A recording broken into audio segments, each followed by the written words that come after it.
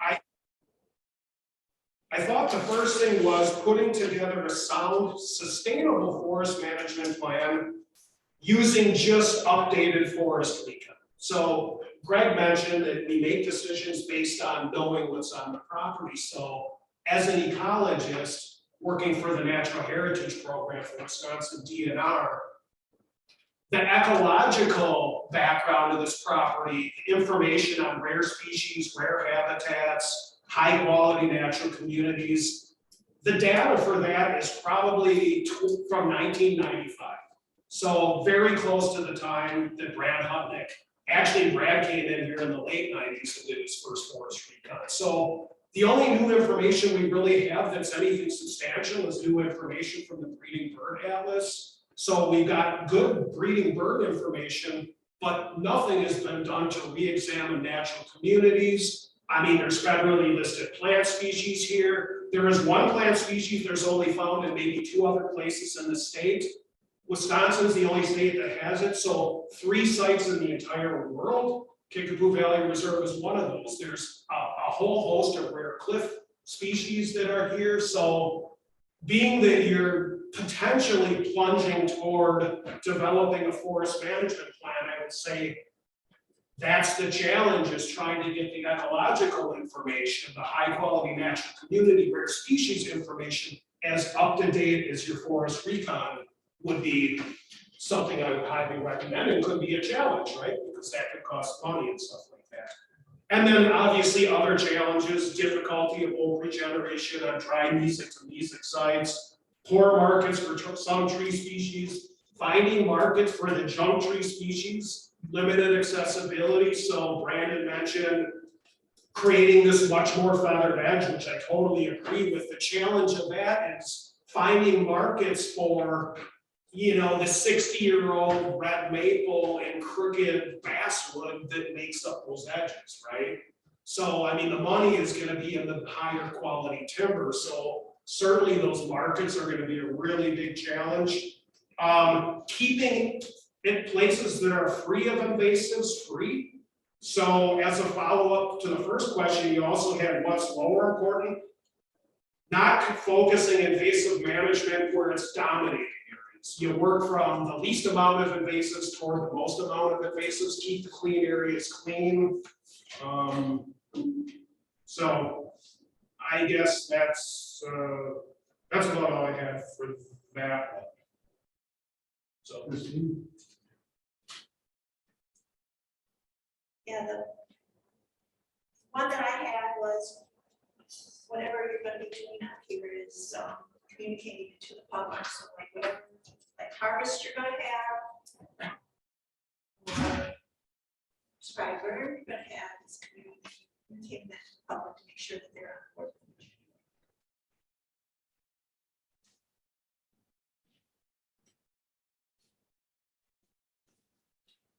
All right.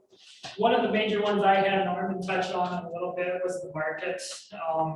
It could really be hard to meet some of these management goals on a larger scale if you can't really do anything with the wood you're cutting. And one thing I see a lot is there's a lot of pine plantations on the reserve that are kind of fragmenting that landscape.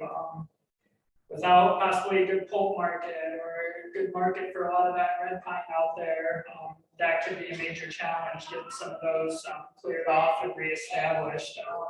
Another thing is just the landscape in general. We would all like to say, yeah, we're going to do a harvest under frozen ground conditions. Well, I think a lot of everybody's seen in the last few years, getting that done isn't as easy said as done. You know, you might have a 1 month window here where you can get that harvested under those conditions.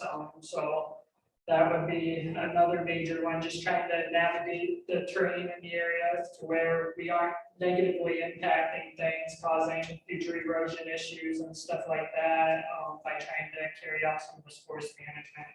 And then, of course, the invasive species, and like a way I like to think of invasive species management a lot of times is, like Armund mentioned about locating all those rare communities. If you could maybe have all that information and then start focusing your invasive management possibly on those areas. If you're getting invasive species approaching in and wanting to change that habitat type or that community, focus your management there, and then time permitting, work your way up from there. Super. Great. I can't believe I didn't have markets on my list, because I think that is really going to be a huge challenge. You folks already know that because of what work you've done with the pine plantations. And I also have kind of to Armund's point about maintaining older forests. I think one of the real challenging questions is going to be this oak one. What are you going to do for oak management long term? You're trying to maintain old forests. You're maybe trying to maintain scenic attributes of that. What are you going to do in terms of regeneration within those forests, and how are you going to work that? Because there's trade-offs there. Because as Christine said, we know a lot of our oak stands are declining, and they have kind of a limited shelf life because they're not regenerating the way they used to traditionally with that disturbance. So you have to decide, am I going to allow that to succeed to a new type of forest? If I'm going to maintain it in oak, how active am I going to get for disturbance? So I think it's going to be a challenge for this group to kind of decide where that balance lies. And you can see it in those stands in terms of the oak losing vigor. And then they also, with that, are going to lessen their reproductive ability to act like they normally would and reproduce naturally. If you have less trees that are producing seed, you're going to have a harder time regenerating. So I guess that's a just long-winded answer of saying kind of that whole discussion around oak, I think, is going to be a challenge. I had invasive species, obviously, we talked about that one. Some really good comments about prioritization. And then I think, Brandon, you kind of alluded to it. Long-term challenge is going to be climate change and some of the attributes that go along with that. So Brandon mentioned shorter frozen ground season. So we already are 2 weeks shorter on either end of that season on average. That gets a challenge for loggers working on these sites. And longer term, a lot of the oak hickory types of species are really well, they're considered climate winners. They're considered more adapted to warmer, drier conditions. So that's sort of a good thing, given that's a large part of the forest. But then you have also some of these really rare and unusual forests, like the hemlock, for example, or tamarack. I know that's a small component, but those are all northern species, and life for them will only get harder in the future.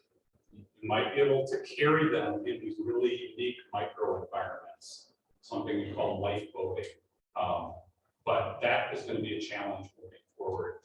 Plus, warmer weather means different invasives have a better hold on things. You get higher deer populations, so you get more deer browse. So there's just lots of little things that we don't realize affect what's going on in that forest.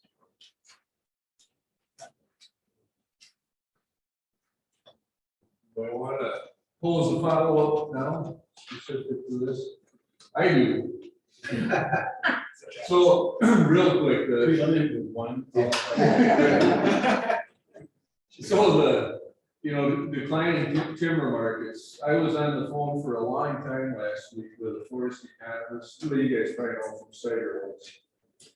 And he was talking about the closure of the Bursel mill and the pending closure of another large mill somewhere in the north, and the fact that the timber industry in Wisconsin is going to contract in the coming years, decades, whatever. He said it's just simply going to be harder for landowners to derive revenue selling timber. The market's going to And then we had this long discussion about another market that is booming out of the forest. We've seen carbon markets, which ties into the climate change. Is the DNR, has anybody explored those markets? And just what are your thoughts quickly on whether or not that's a tenable approach for landowners? I could comment on that from a broad perspective. Did you talk to Forest? Yeah. Yeah, so Forest is really working with a lot of clients that are jumping into carbon markets, so they're getting paid to basically grow carbon in their forest. And so it's coming on very quickly. I would say from our perspective in the DNR, we're trying to play catch up and learn more about that. But I do know properties who are, looking for in the process of getting into carbon markets. So I don't know if we could provide you with a lot of detail on that right now. Probably folks like Forest who are working with clients doing it probably could give the latest. But I definitely think that's probably falls into that opportunity category for the Kickapoo. Yeah. I did request an assessment by one of those carbon. Just an assessment, not signing anything away, but just to see what it might look like for this one. Can an ag field turn into a carbon market? Or does it have to be an existing forest? Well, unless somebody else has explored this, the way these are set up, they use aerial imagery to come up with some quick assessment of your forest holdings. And then based on the species, wood density, growth rates, whatever they estimate what your carbon holding or carbon capturing capacity is, and then they issue a payment based on that. And then so they're buying that carbon that they then sell to Amazon, Microsoft, Ford Motor Company, so they can offset their carbon emissions. Bit of a game being played there, maybe. But in terms of non-forested areas, I think they'd be interested only if you planted that to trees. I don't know if they're also including. Yeah, That was what I was asking. Can you convert an ag field into a new forest? Yeah, so these companies will not only assess your current standing inventory and how much carbon it's storing, but will assess what your management might be, because you may be able to tweak that to increase carbon storage and then get more credits. And so reforestation of fields would be one, or afforestation of a field would be another way to increase your carbon storage in those credits. Generally, older forests hold more carbon, but younger forests sequester more carbon. Essentially, it's kind of a tricky thing, but an actively moving forest is sucking more carbon out of the air, where the old forest doesn't suck as much out of the air, but it's already captured. And then I would say grasslands might potentially have potential in that, because like prairie grass sequesters a lot of carbon, stores it in the ground as well. American Forest Foundation. So we could probably go to their website, Who was that? American Forest Foundation.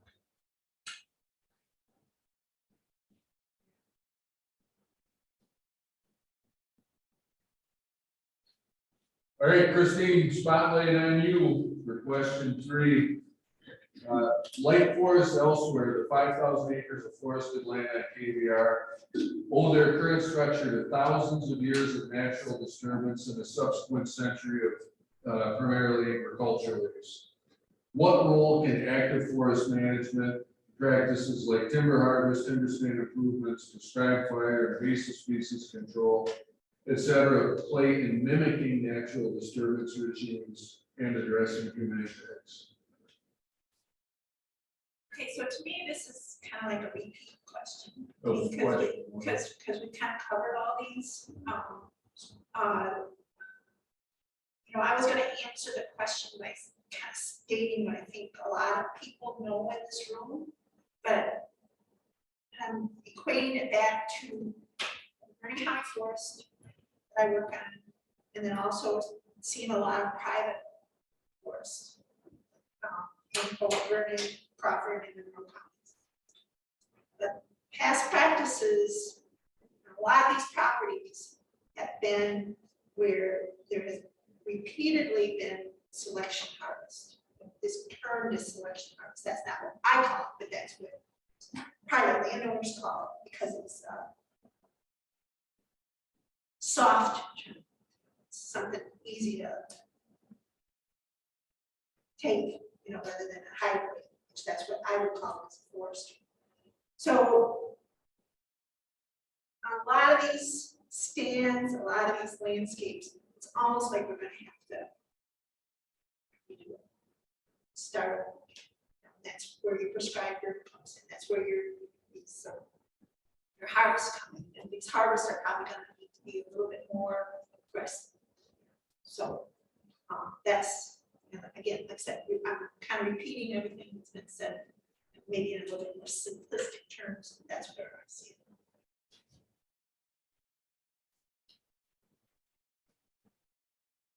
Brandon? Yeah, so again, kind of like Christine said, we got a lot of overlap or kind of incidentally touched a lot on this.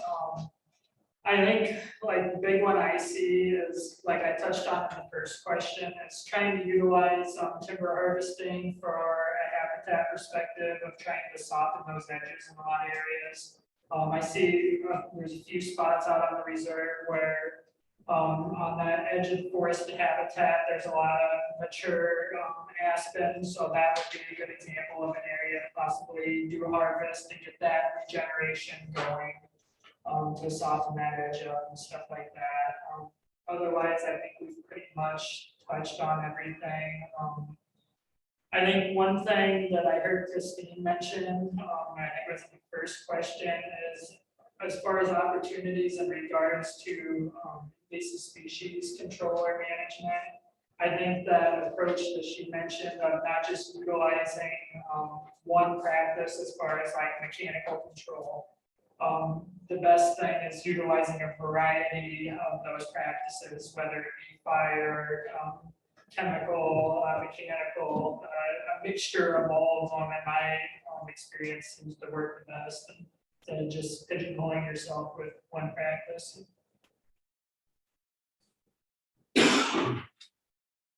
Thanks, Brandon. I think, as Christine said, we covered a lot of these things. I would maybe emphasize, since we talked about it a lot, Pulp management. So this was from my question further down the line, but I was going to make a statement that fire is not going to do everything to regenerate pulp, because those forests have succeeded quite a ways, and those shade tolerant trees have developed quite a bit. So fire is one tool to set up success for oak regeneration, but then we have to make those forests more open, and to do that, you can look at other treatments. So non-commercial timber stand improvement, whether it's just cutting that material or herbicide it, or if it's big enough and marketable enough to sell it. So many of these oak stands have what we call a mid-story now, which is just as it sounds. It's a sort of a mid-story of shade-tolerant trees that have developed under the oak, and those are casting enough shade that oak regeneration can't. The acorns can germinate, but they cannot put on high growth. There's just not a high enough light level to do that. So mid-story removals can be done both non-commercially and commercially, coupled with fire. And so I think that's some important aspect for silviculture to come into play there. Christine mentioned degraded stands, and there are certainly those types of forest stands on this property that have very little in terms of desirable seed sources, composition, species within those. And so forest management could look to trying to rehabilitate some of those, trying to reintroduce seed sources to get natural regeneration within those. Some of those practices as Christine said, are going to be more severe to do that because you're removing a lot of undesirable plants or trees within that to do that. And then I think that just a lot of the other forest management practices we talked about, from prescribed fire, invasive species treatment, including herbicides, tree planting. So silvicultural practices are wide and varied. All those treatments, there's many different ones, and you can kind of customize them based on where you want to take these forest stands. So again, where that desired future condition is that you want to go to. So that's part of developing a plan, is trying to figure out what are all these tools you're going to pull out of the tool belt to get that forest looking like you want it to look. Great. Just kind of reiterating some of the same stuff, like planting old fields to trees, especially for oak, because oak's difficult, needs a lot of light. Like Christine mentioned, if you're going to be doing oak management, a lot of people don't really get this, but it takes oak regeneration needs a lot of light, so it's not often pretty to some people, right? You've got to remove a lot of the overstory, that sort of thing. Prescribed fire, even considering grazing in some situations where managed conservation grazing could help reduce understory competition for oak regeneration. A lot of our oak came from fire and intensive grazing, 100 years ago, or in 1900, and that sort of thing. So I think there's opportunities for that as a disturbance mechanism and stuff like that. So yeah, that's all I have. No, can't. Oh, yeah. I'll save it for later. Oh, I yield my uneducated question to your educated. Let's jump in, and like the panelists have suggested, there's a lot of previously discussed information that comes out of some of these questions, so we're rolling along pretty quick.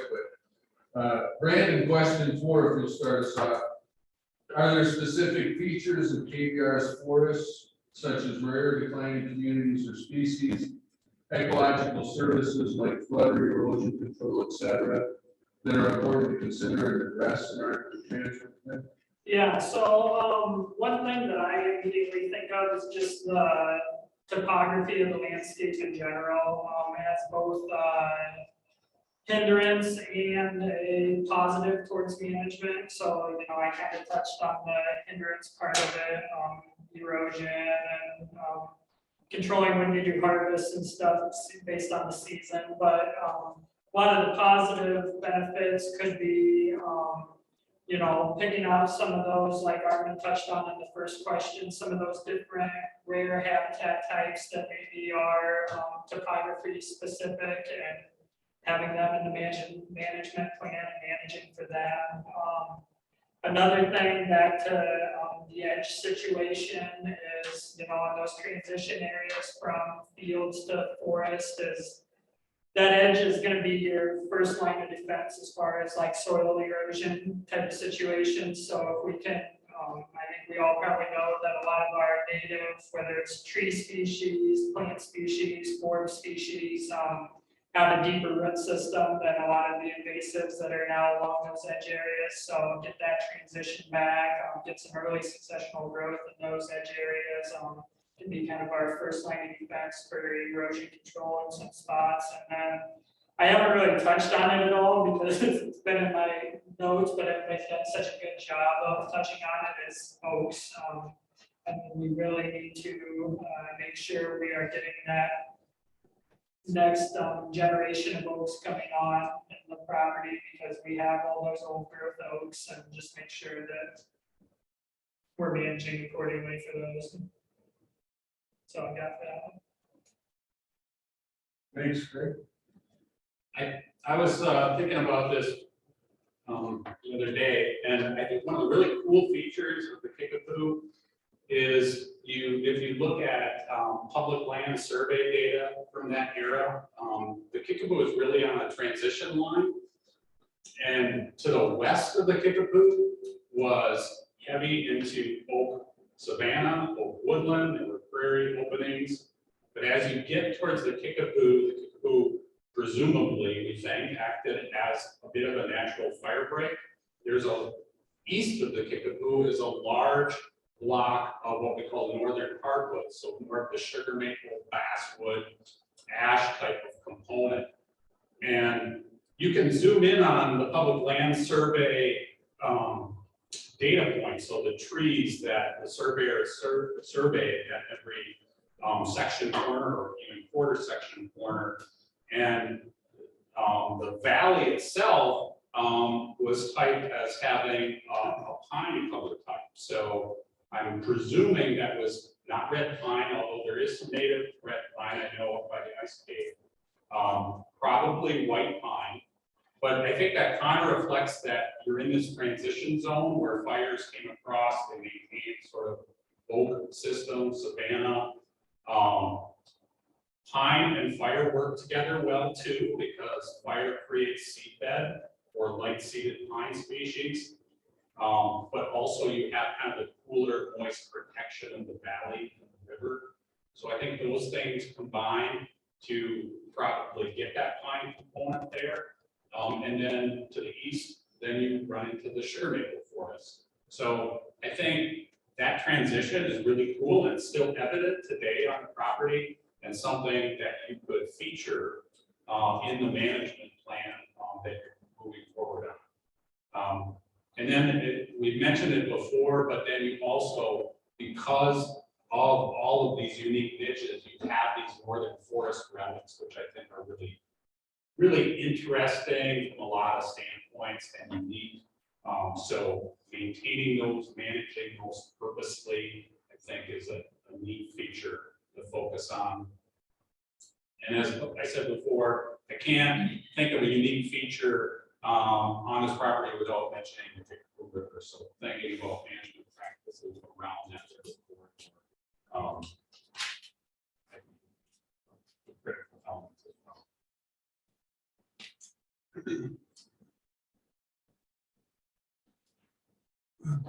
Armund, I really like Craig's context that he spelled out there, looking at, you know, the pre-settlement forest condition and stuff, you know, that we had the sugar maple basswood on the east side, you know, fire came up from the west to largely help get the oak established.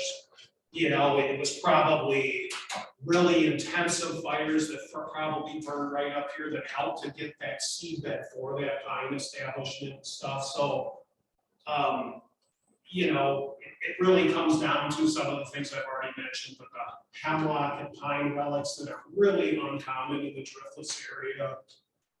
And that's because it's cold here and there's north slopes and sand where fire didn't kill those pines and stuff like that. A lot of spring seeds, a lot of wet cliffs. There's some really interesting wetland complexes here with southern sedge meadow in them. Of course, the large block of old forest, that's one of those things too. So yeah, there's a lot of really cool stuff here, and right, paying attention to those little microsites, you know, to help try to get us through or carry us along with climate change. So protecting some of those sheltered areas and things like that, at least acknowledging the uniqueness of some of those things. And in some cases, management might be doing nothing, but maybe there's opportunity where, hey, we see a little hemlock regen starting over here. Yeah, let's cut some of the trees, the deciduous trees, to try to release that hemlock. A little micromanagement on some of these little microsites is a possibility.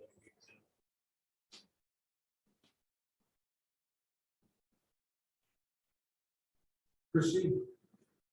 Don't have a lot to add, it's just I wanted to tie in with something that Raymond said about the fact that we need to regenerate oak because we do have the oak declining, and the fact that not only is oak important for like game wildlife species, but it's also important for other species. So that's the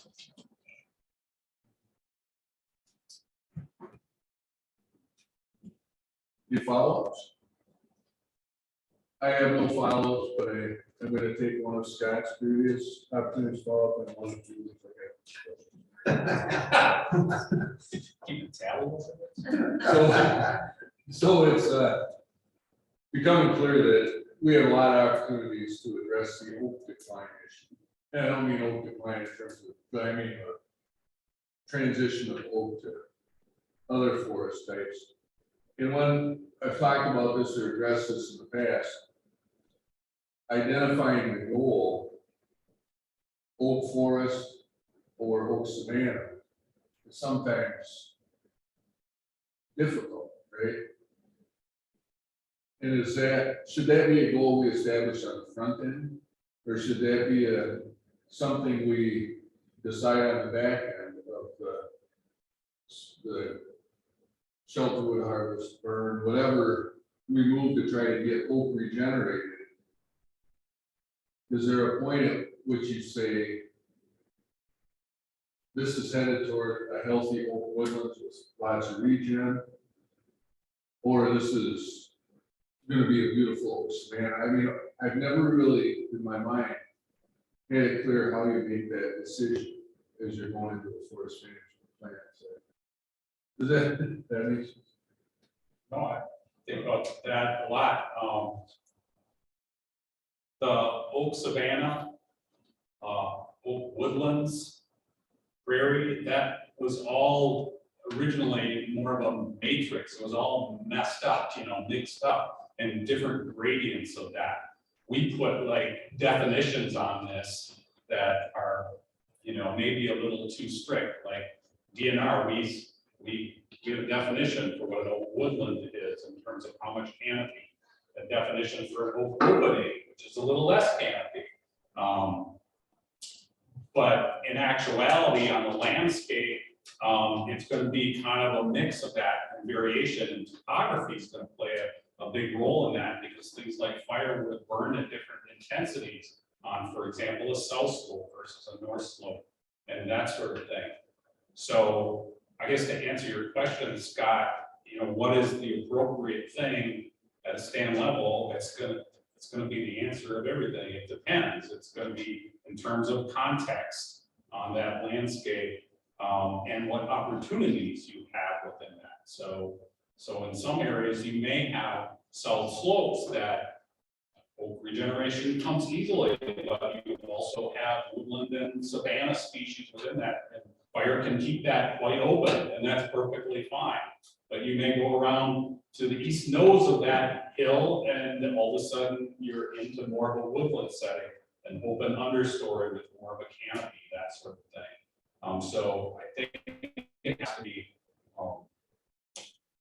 decided in regards to that context for the piece that you're working. So in that regard, moving toward a larger scope, like we were talking about earlier, might allow that matrix to naturally develop. Yeah, so an example of that is Itasca State Park in Minnesota. Oak, they're not interested so much in oak, they're interested in natural red pine. And so they've begun a while back this program of large scale fires where they basically light it from highway to highway, and they let that fire just burn through there at different intensities. With the logic being some places they're going to have higher intensity fire, it's going to be more open. Other areas it's not going to burn so well, it's going to be more close forest. And in kind of that whole matrix, there's going to be opportunities for that red pine to have seedbed and sunlight to get in. So that's kind of an analogy to what you're talking about here, but for more of an oak forest setting. Yeah. And I'd like to take a crack at that too, and really from a ecological standpoint and a native community standpoint. Oak savanna is really, an open oak woodland is really related to the understory species. What do you have in the understory? And those are light dependent species. So that should really be the thing that would dictate if you're going to go with open oak woodland or oak savanna, and I do a lot of woodland burning, and if anything, you know, the type of oak woodland work we do is very similar to silvicultural practices. We go in and do non-commercial cutting of the non-oak, non-hickory species. That allows more light to get to the forest floor to stimulate these light-dependent forest understory species, but also it can help stimulate some oak regeneration too. So, you know, with the time that I had spent here, I mean, this was in the late 90s, and in 2000, I had actually identified a pretty nice chunk that had quality understory species. It was somewhere in the SNA. I don't know where it is now, but there was a pretty nice chunk over there where there was, you know, a few prairie things hanging on and stuff like that. But, you know, I think, you know, oak woodland management, oak savanna management, oak regen can go together pretty hand in hand. Now, there might be a point where you say, wow, we've got good oak regen going, we're gonna stop fire and just let the oak get established, right? You know, till where it gets beyond where fires get a top. Oak essentially can tolerate fire, you know, but it has to be big enough and have a big enough root system to tolerate that fire. So, but yeah, anyways, it's generally related to the understory species more so than the structure of the forest, although the structure, you know, the plants dictate the potential, the trees dictate kind of whatever, how much light's reaching those plants. Yeah. So, you know, some differences in definitions and stuff like that. The best ecological definition is related to what's growing in the understory to help guidance. And that's where inventory work to help find those sites might pay off, you know. And that's kind of the Kotar approach. Well, not exactly the Kotar. That was largely a forest derived thing. It's, you know, more of an ecological approach of, you know, we have lists of savanna indicator species, and when you go in, you have a lot of these species. So, you know, there is a woodland Joe Pyeweed. Some people know Joe Pyeweed grows in sedge meadows. There's a woodland version of that. There are milkweeds that grow in the forest. You know, purple milkweed, a state endangered milkweed, pulp milkweed, which is a shade tolerant. So I mean, those savannas, open oak woodland systems can provide a lot of habitat for pollinators, for birds, the insect production, the seed production of all those plants. You know, and that's another reason they hang out to the oak too, as much as you can, because oaks don't shade the forest floor like sugar maple. Once you have sugar maple, you have very little growing on the forest floor. So, you know, thinking that in terms of erosion too. Now, if you have good spring ephemerals, you might have less erosion, but when sugar maple overtakes oak, oftentimes you don't have spring ephemerals to follow. So now all of a sudden you have bare forest floors, and now guess what? We have invasive earthworms. So now we don't even have leaves on the forest floors in some places. So a lot of challenges, a lot of opportunities, a lot of stuff going on. Anything to add, Christina? Just one thing along that line, because I've kind of struggled with this question a few times too, and both what Armund and Greg said are a couple things I use to judge whether going that oak forest route or savanna route. The topography I think is pretty important, but then like I'm currently working on a site that had been harvested, and then we had to kind of make up that decision on whether to go the savanna route or the oak forest route, and use, like Armund said, where we could see some of those prairie type species coming up in that understory. So that kind of drove our decision to go more towards the savanna route. Because you should see that pretty quick when those certain prairie species are present or starting to come up once that canopy's open.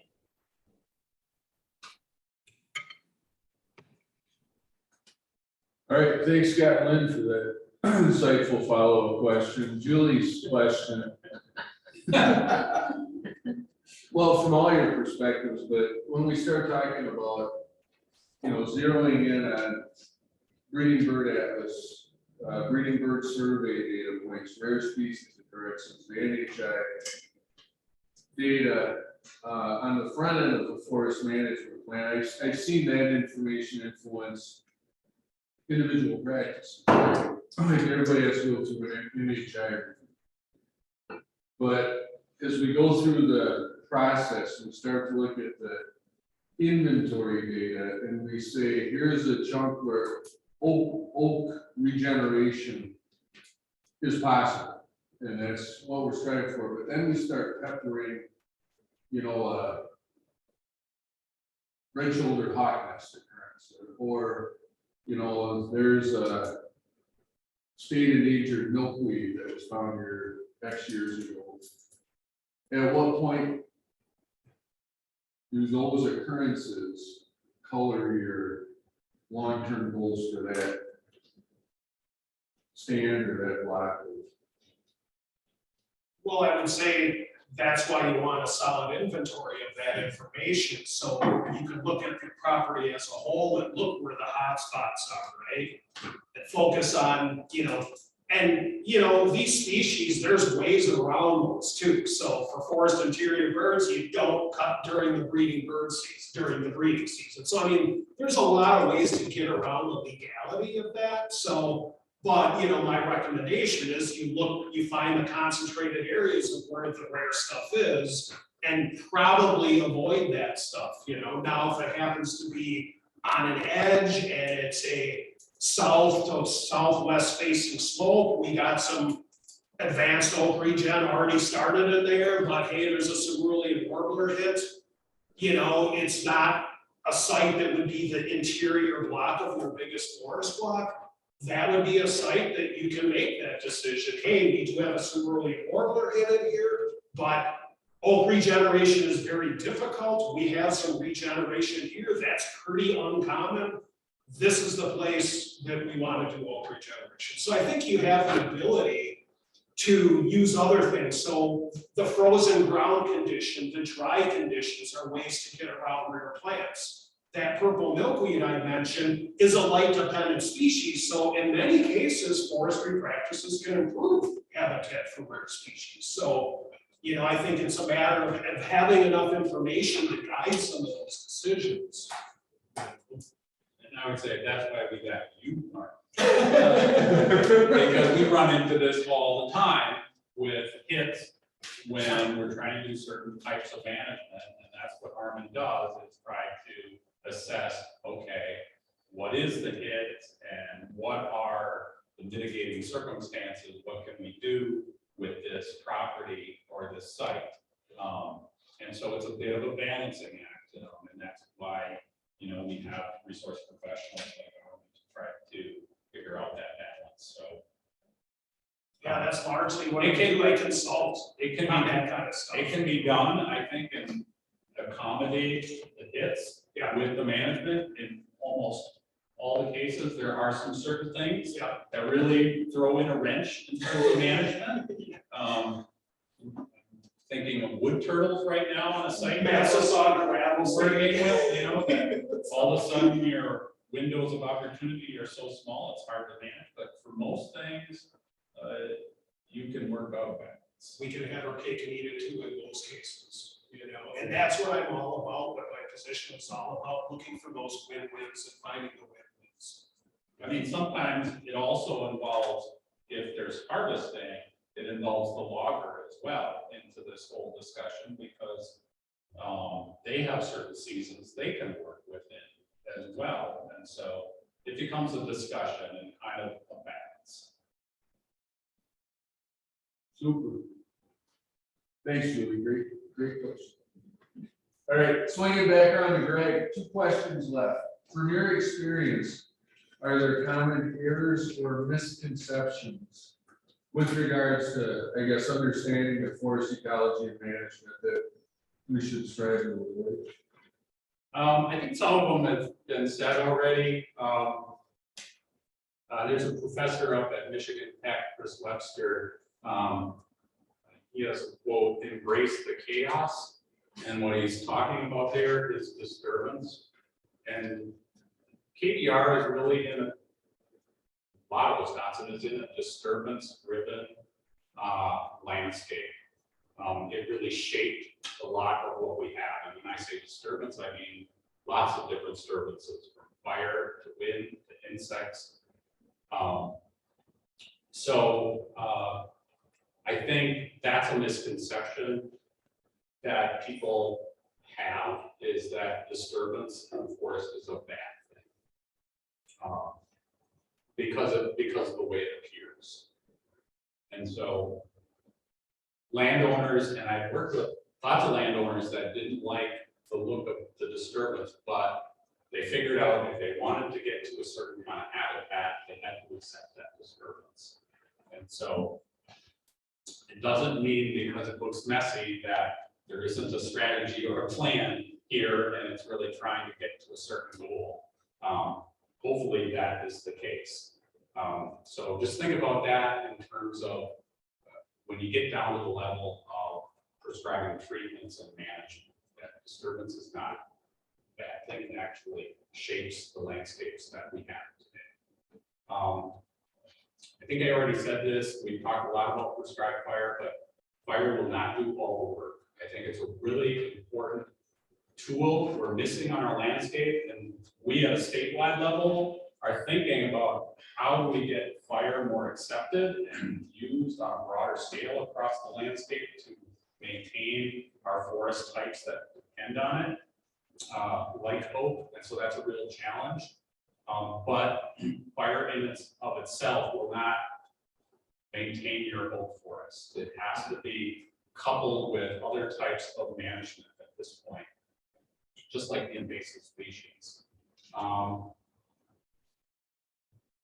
I would say the other thing to keep in mind, I don't know if it's an error or a misconception, but these things will take time. So give all of this management time to develop to get to that desired future condition. And things are not always going to go as you plan, because this is nature and things throw in different wrenches. So remain adaptive in your management plan as you go along. And just overall, I think, as I said, you're on the right track. You developed inventory. Armund's pointed out some things you could add to that inventory to make it stronger. You're trying to figure out where your specific goals and objectives are related to your forest. Now it's a matter of blending those two things. I don't know if that's an error or misconception, but this was something I was thinking. Some really good points that Greg made there. So it took lots of years, 50, 75 years to degrade the woods to the point they are. And what I mean, and I'm talking oak here. This is where non-oak, non-hickory species, so oak and hickory are very flammable. Their leaves are very waxy, where like sugar maple and elms, there's a lot more sugar in those leaves, so bacteria attacks those leaves quicker, so it breaks down, where that oak leaf is this crispy piece of wax sitting, so that's why oak is very flammable. It took a lot of years for these, you know, for lack of a better word, junk trees or non-oak, non-hickory trees to move into these areas. So you can't expect that you can just get oak back really quickly. Fire is not a magic bullet, as Greg was saying, except I used a more direct term. It's using all these tools. And what I had as a potential misconception is I don't want people to walk away thinking that oak regeneration is an easy thing. It takes a lot of input, and you gotta be realistic about that input potentially prior to a sale, whether it's invasive control, it's mesophytic species, non-oak, non-hickory tree species control, even before the harvest. And then because now you've opened up the woods, now you've stimulated blackberries and raspberries and dogwood shrubs to start popping up. You know, you do your sale, I mean, then you gotta do follow-up work. It's very labor intensive in many cases. Now there's some rare opportunities on south slopes where you might have scattered trees and you already have good regen and stuff, oak regen pre-established, but people need to really understand if you're gonna be serious about the oak regeneration, it's gonna take a lot of input, and combined with that, I would say you want to be slow about that. Be careful of the sites that you identify that ahead of time.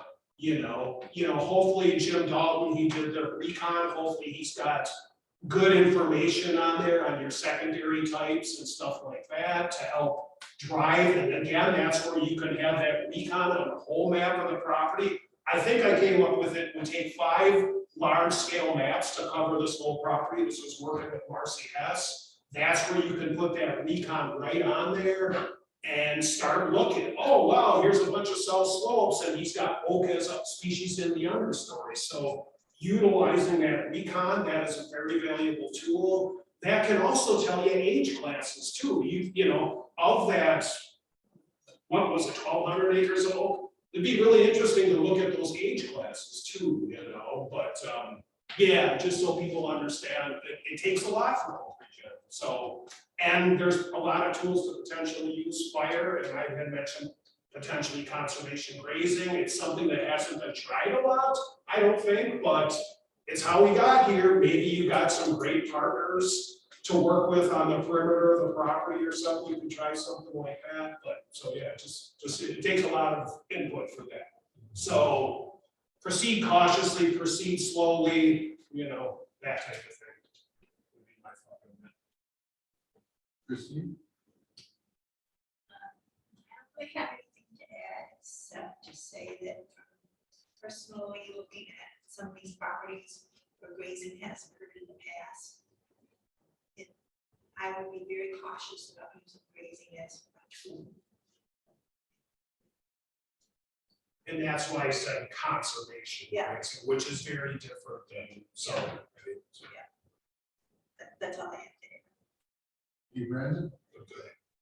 All I really have is just to kind of emphasize the point that any of these practices, like one, you can expect immediate results, and I think the multi-faceted approach is, you know, key with all of them. Whether it's harvesting, you don't just do a harvest and let it be, you know.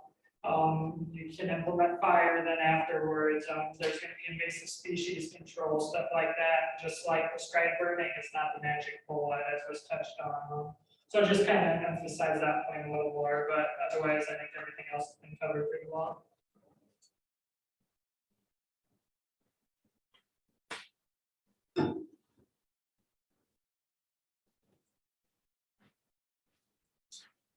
Okay, thank you, and we are down to question number 6.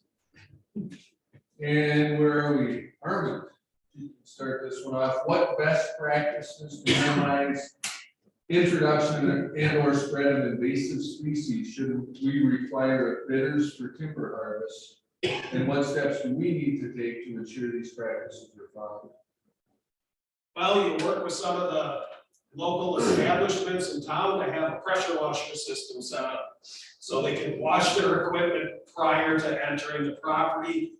One of the bigger concerns might be how harvests are done, that you would want to harvest from the smaller concentration of invasives and work. In other words, you don't want to go in and work part of the stand that's loaded with garlic mustard, and now we're going to go finish the harvest where there isn't garlic mustard. So if there's a way that, hey, if you can help direct that, like, wow, you know, we need you to start here, as long as it's practical from an operational standpoint and access standpoint. But yeah, I think just pressure washing equipment, you know, and I think I was on a county forest tour, and that's where I commented on putting that at a local establishment in town, you know, that, you know, these guys can stop by and whatever, you know what I'm saying there, but anyways.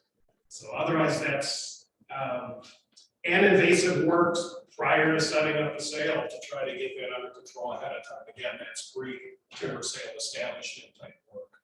So that's very common on state forests.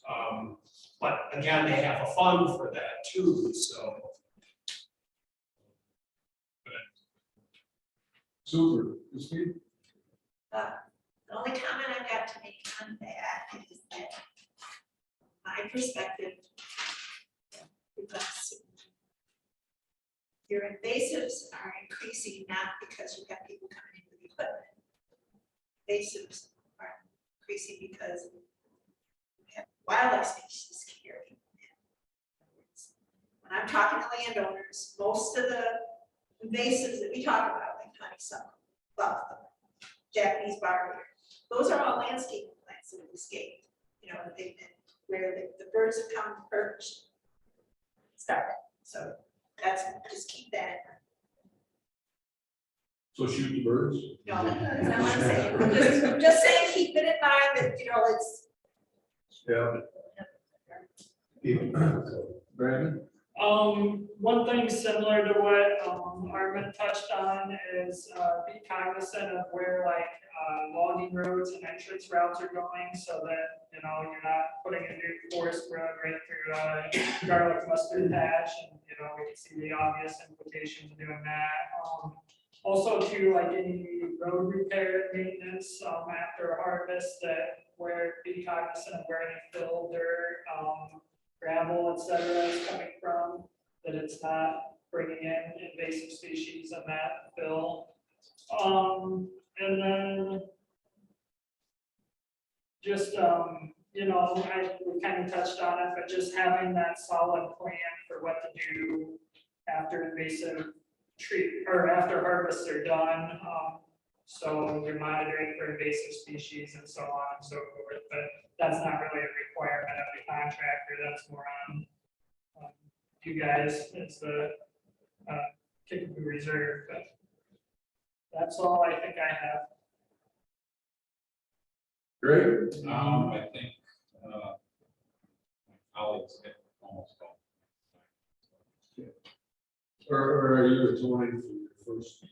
I am also, yeah, making up for lost overuse of time. No, that was a wonderful.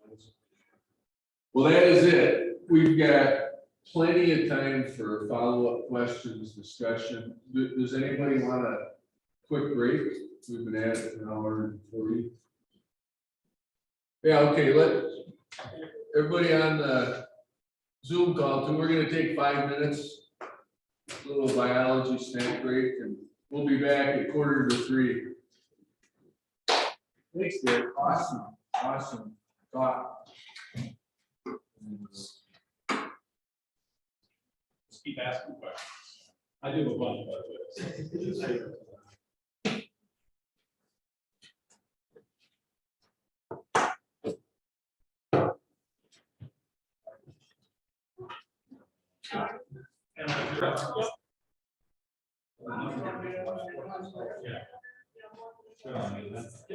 Okay, let's continue.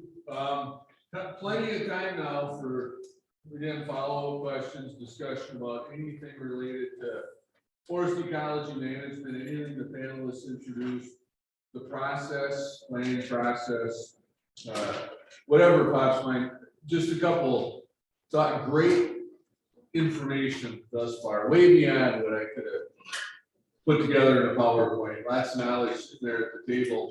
One comment struck me, and Armund, you made it, in it, because you're talking about some of the information I provided. My scope is often very narrow.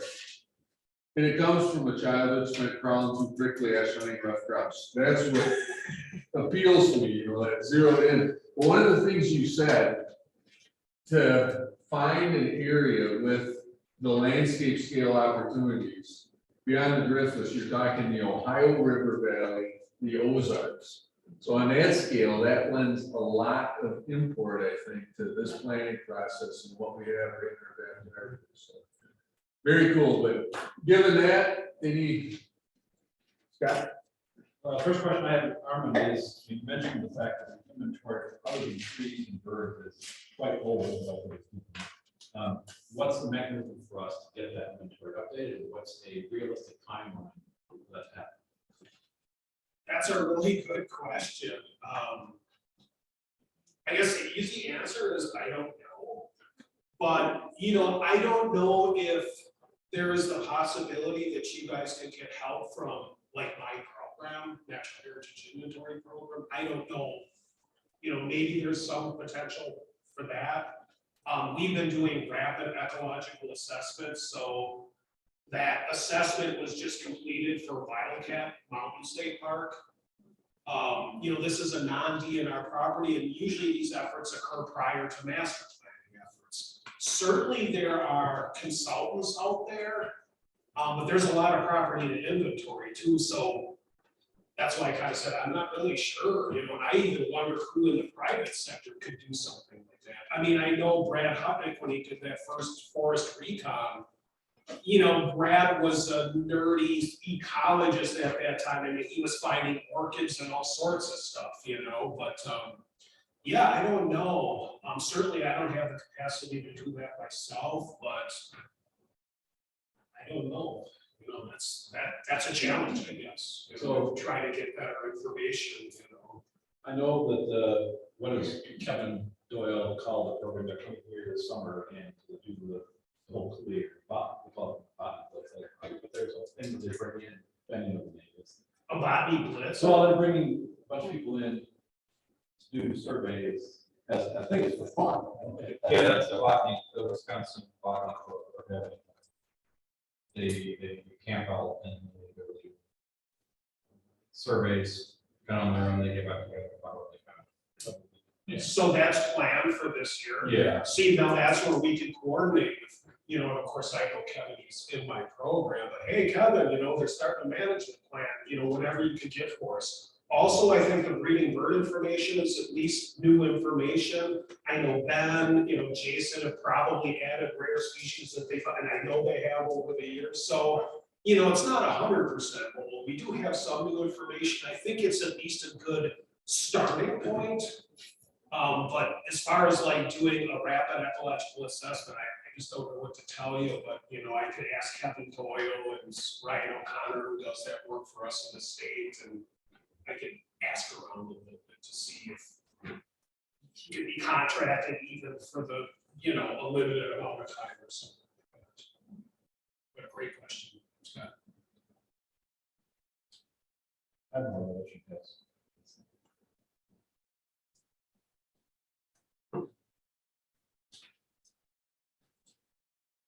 Other questions? Well, why are timber markets declining? Is there a brief answer to that?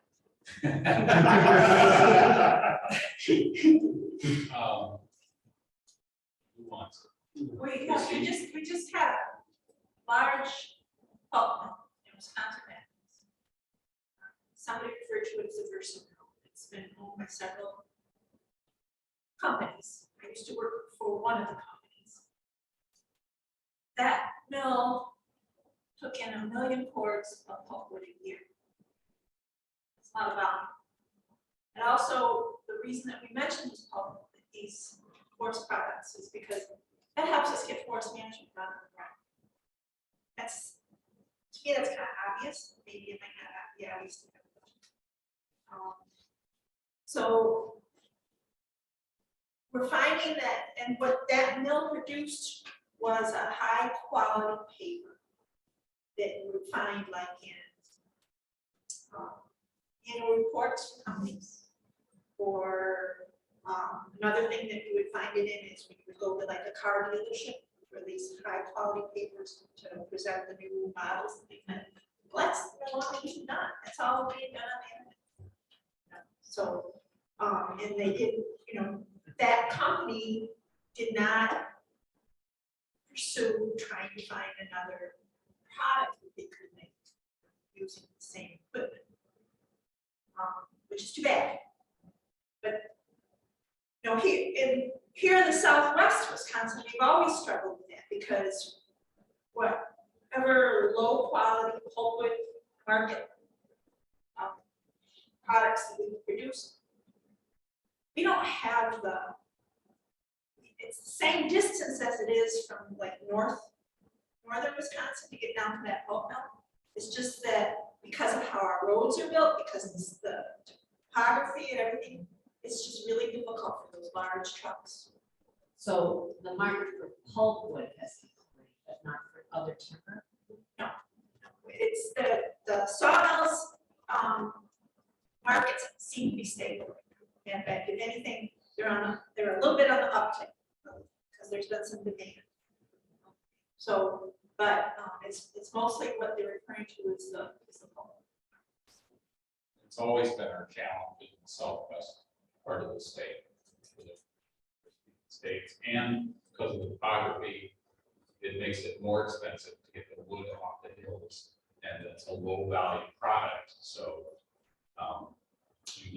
would need more of it to make up that difference. So it's just not a desirable location to harvest small diameter and wood pulp.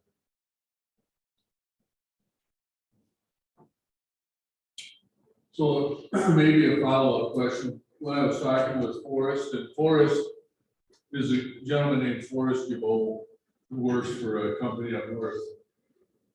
We were talking about this type of stuff, you know, softening markets. And he said, the big picture is Wisconsin has ridden high levels of extraction beyond which you see elsewhere in the country. And what's happening now is we're just coming down to what the market can sustain. Is that true? And I don't understand why he said that or where that's coming from, but he said we've been harvesting more timber than the market suggested we should for a long time. It's just sort of a correction. Is that true? No, because we have that data, acronym for that basically gives us what our wood basket is.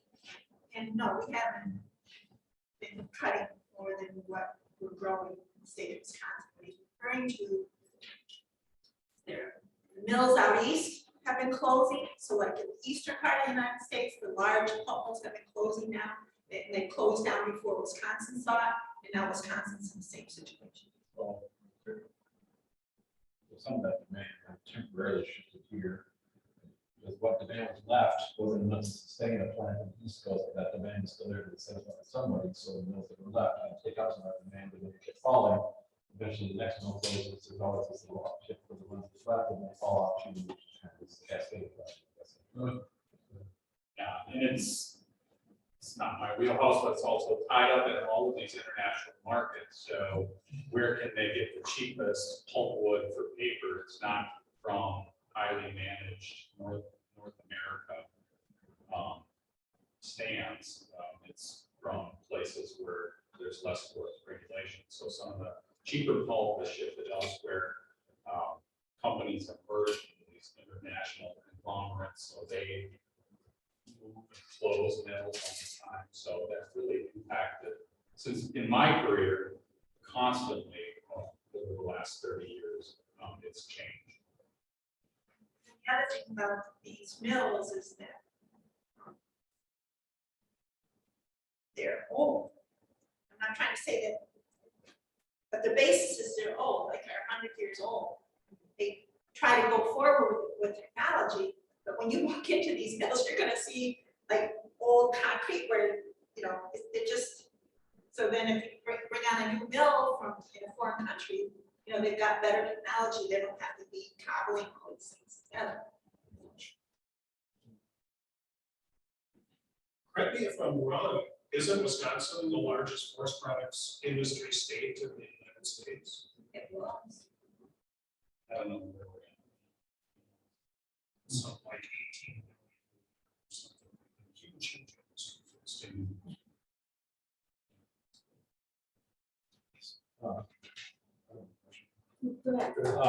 So we talked at the board level about a forest management plan. But really, I think, in my mind, I've been thinking about this, and I've been really talking today. It's really not a forest management plan. It's an ecosystem management plan. I think calling it a forest management plan is really a misnomer for what the reserve is. We're not managing a forest. We're managing an entire ecosystem that makes up the reserve. That's why it's critically important to me that we have data on every species that we can get that exists within our boundaries. And it also is critically important to me, knowing how other things happen, that we don't have enough expertise. We have a lot of knowledge. Right? I've done a lot of hands-on work with invasive species. I've done oaks and man restoration. I've done prairie restoration.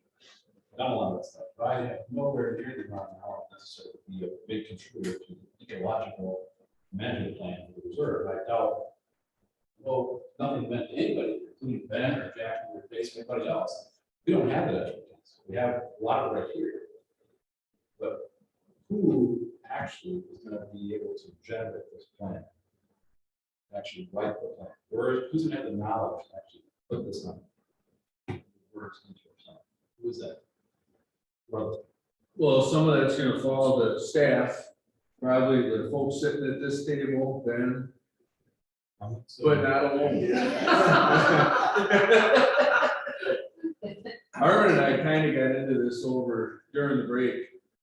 We need that expertise throughout the process. we absolutely do. So I think Armand said he volunteered to write the whole thing. I'm pretty sure I heard that, yeah. Well, I would like to say, and I like your thinking, Scott, on this ecosystem management plan, but I like the state, the DNR system. We write a master plan that takes into account recreation, ecosystem management, and, all that combined. So it talks, because they're all intertwined, right? So, I mean, it's a master plan to cover everything that's done on the property. It's down to even like, well, what kind of events are you gonna allow in areas and stuff like that? And, those sorts of things. And where are you gonna allow roads, or what type of trails? Do you have ideas about developing new trails or stuff like that? Do you, and you take that and, you come up with some alternatives and you choose your preferred alternative, the one that the staff kind of agree upon, and then you take those alternatives to the public and bounce that off the public. And hopefully, in most cases, if you did your job right, they like the preferred alternative. You have enough backing, enough expertise to explain why you chose that, and that's the plan you go with. Now with the state, we have plan writers that do this, so they pull together an integrated team, but there's one person that's pushing everything. They've got the templates, they've got the canned language from previous plans, so there's probably potential to use some of that canned language, but yeah, I'm just wondering, I mean, you guys are in the Department of Tourism, like, it just seems like with a property so important that, I don't know, it just seems like you guys need more attention, you don't have the resources here, what can be done about it? This is what I'm thinking, right? I mean, this place really deserves to have a really well put together plan. And I don't wanna say just cobbled together by staff, but staff have other jobs to do, right? So I have a different job to do too, but I'm involved with master planning right now, so that takes a certain amount of time. I want to make sure I do a good, with DNR, we're doing western coulees and bridges. So that's all the properties in the driftless area essentially. And my counties, I cover quite a few counties. So yeah, that's a big challenge. Who's going to write it? Do you work with a consultant to put that together? How big and broad do you decide to make that plan? Yeah, there's a lot of stuff going on. What does the reserve have now, Scott, in terms of plan? So multiple plans, we've got a land management plan, tourism plan, an old finance plan.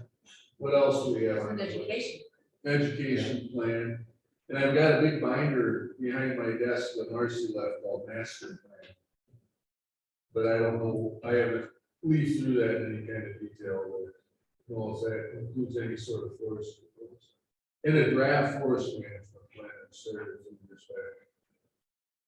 But So it sounds like you're angling for this forest plan because you have other plans to cover that other stuff. It's in a sense, sort of. yeah, it would be nice because doing it piecemeal, like you said, there may be ways in which the way we implement tourism, where events take place is the example, that would influence how we manage the forest, and we should be. So I like the idea, this would be a good discussion at the future board meeting. At what scale do you start developing this plan? And one, you were very gracious to suggest you be on board for helping us, coming to meetings and providing guidance and hopefully elsewhere, but there actually is a statutory obligation for the DNR and some other agencies to help us out with this. We're not attached to tourism anymore, we're were attached to DOA. Oh, okay. Right, that changed a few years back. But there are multiple departments who statutorily, when this place was created, were mandated to provide assistance and guidance as practical. You know, not that I'm gonna show up and say, Greg, you gotta be there next Thursday, supervisory change, workloads, all those things that dealt with, but at least that connection between us and the DNR staff is encoded. I think it'd be worthwhile to explore how those different plans might interact. Yeah. Because as you said, there's overlap in what you do in one area versus another. And as Armund said, that's kind of how we approach it from a master plan standpoint. It has all of those elements integrated at the same time. So it's So maybe you have those elements and you just need to bring them together in some way with more of the forest management aspects of it. And the nice part about that, somebody mentioned, might have been Christine, that we need to inform the public. We'll get there, and that's a big part of the master planning process. Right, so that, going down that path, would force us to ask our users and members, here are some options with regards to the way we manage growth or whatever. Do things in, to the best we can in line with what they like the property. It also provides you with a document to answer questions from the public when they question, why are you doing this here? Then you can show them, well, it isn't just because Scott decided he wanted to like match over here. We actually have a strategy. This is what we're going towards. So it goes a long ways towards answering those types of questions when you really get down to the management itself. It helps defend things too, so like there's a statewide recreation plan out there. And, you know, perhaps there's recreational activities you don't want here that are destructive. Well, if you can demonstrate, well, there's so many miles of horse trail here on Wildcat Mountain, or there's bike trails over here, there's really not a need, right? Because within 20 miles, here's all these other opportunities. So it helps your defense. If your defense is you don't want that here for the reasons you've established, and it might be ecological, it might be whatever, user conflict or something, but you know, and then also with that integrated team approach of forestry, wildlife, ecology, fisheries potentially, you know, it's recreation too would be, you know, some recreation type of an expert, you know, you're just covering all your bases, you know, with that integrated approach. So. And we had this conversation when we started drafting our plans for, because we've done a few others for other properties too. And it started out like I wrote a forest management plan for an EQIP program. And that was kind of our base, but then, you know, our other departments and programs have kind of been working independently on small plans they have and stuff. So we merged everything together and called it natural resource management plan. And it's that all encompassing plan for each property that's got, you know, all the different aspects combined. And that's the direction we're going with the plan we're gonna write for nation's reserve properties too. And one thing, and we kind of touched on it a little bit, but just the staffing to handle it. They are major endeavors. I'm in the midst of it right now. It's just me and another employee basically working on all this plan writing. And our goal this year was to get 5 plans written for a few of our properties, with KVR being the largest parcel. And that's a major undertaking, and whether we'll meet that goal. But I would think too, you know, don't be afraid to know your limitations as far as staffing and everything. And if contracting is an option, explore that option. That's another avenue we've taken for one of our plans this year is we got EQIP funding to have a plan written. It's going to mainly be a forestry centric plan, but then we'll bring those other elements in at the end to build upon it. But I think really being realistic from the beginning on what your abilities are to write out these plans is pretty important. What's the coordination between the KVR plan and your plan for the ocean property? Yeah, we've kind of been in early stages on that. Scott and I sat down for a few hours, I don't know, a month or so ago, and kind of talked about opportunities for coordination. And I'm assuming we'll be quite a bit ahead of the game, so we can share our plan once it gets on a little more, at least draft stages and stuff like that, to kind of see what it looks like and everything.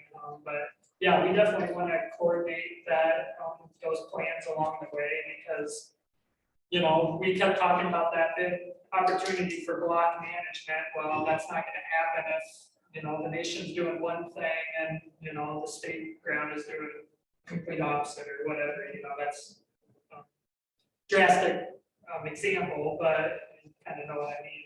So we want to coordinate those plans as much as we can. Have they been independent to this point, or have they? been- The nation didn't really have a concrete management plan. We had activities we carried out, you know, maybe like a one-page like work plan and stuff like that, but we didn't have any actual forestry or natural resource plans. So the contractor you are going to use or are using to write that plan? are And they- this is for another property, not KVR, just to be clear, we're writing the KVR plan. Okay, but do they have a natural, a forestry, natural resources background, or are they just? sort of- Yeah, they have forestry. They do. background, Yeah. Yeah, I'd like to talk about that.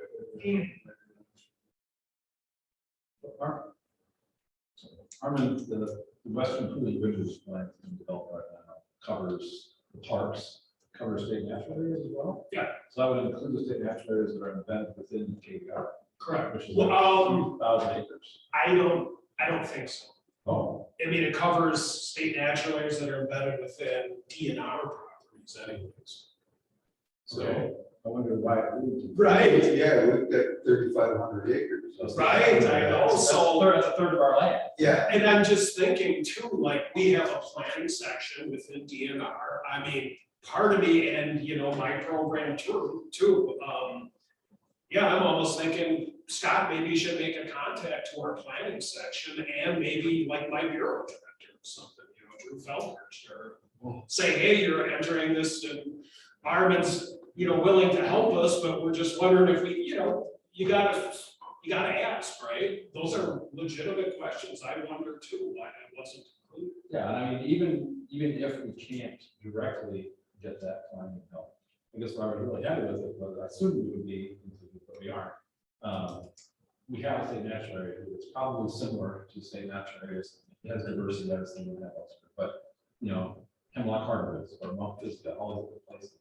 Similar types of problems, similar types of environments, right? So a lot of that stuff should be pretty applicable to KVR, even if we're not directly part of that planning process. Yeah. We're not a park, thank God we're not a park.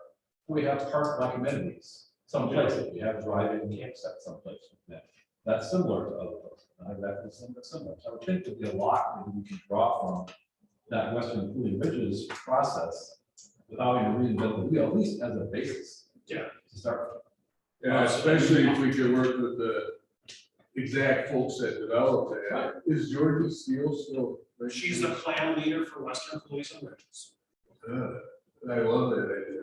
Yeah. Well, and as Armand mentioned, there's a lot of language that's been developed since DNR went to this kind of regional planning rather than a property by property. So there's kind of some canned language that can be adapted. So I'm just saying there's resources out there to help if you all were going to be writing the plan, you wouldn't have to make that stuff on your own. We have a management prescription library that covers, so it's just, you know, it covers all sorts of different things. And if you want to do something outside of that, you can still write really specific language. But it's just this pre-canned language for, you know, oaks, for different natural community management, for fishery stuff, for parking lot stuff, I think maybe even, I mean. So yeah, I think that we could draw a lot from some of that pre-written stuff. A lot of background stuff related to the wildlife action plan. You know, the big picture stuff like the IDA and all that's put into these plans essentially.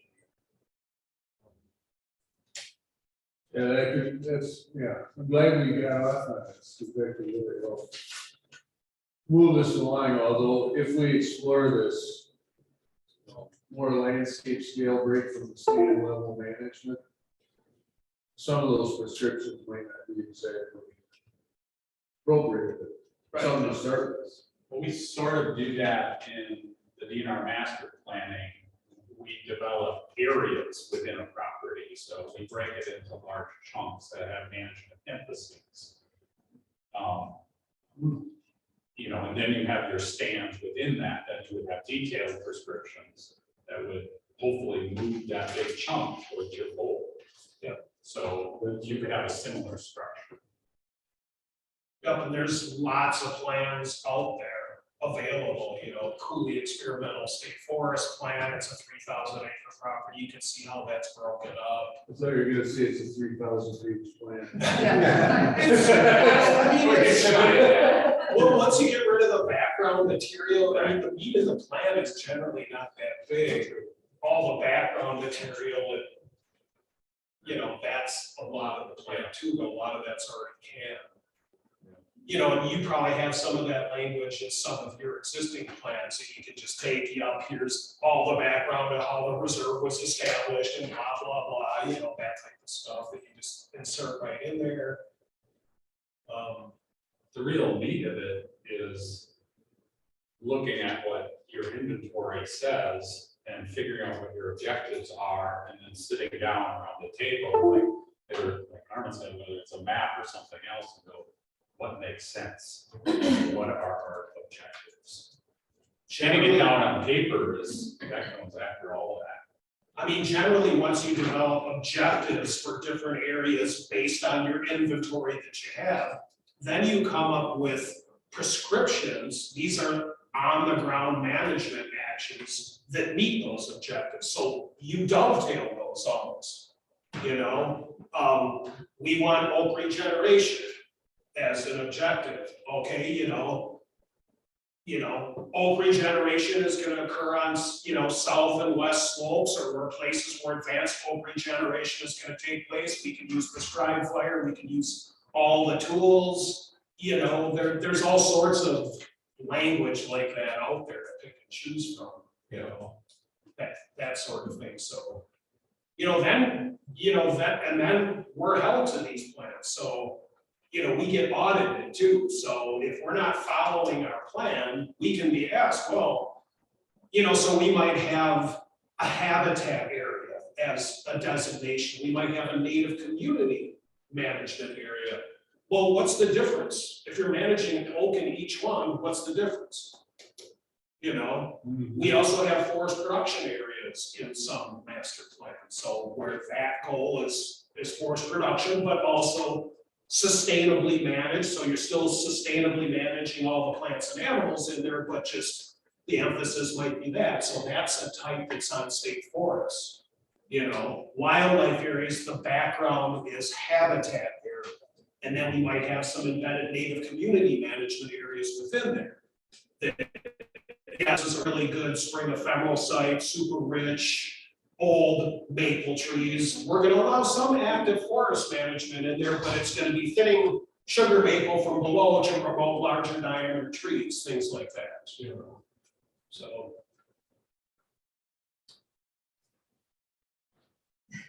So